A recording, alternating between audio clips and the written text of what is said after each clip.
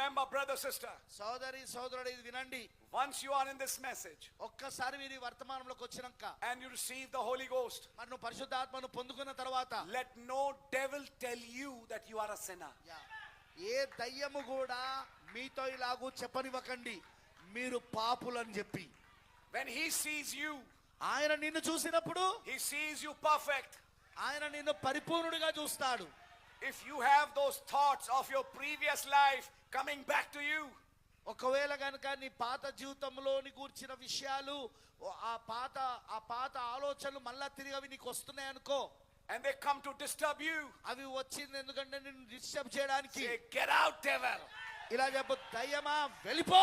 Get out from here. ఇక్కడ నుండి వెళ్ళిపో దయ్యమా. You have no business in this tabernacle.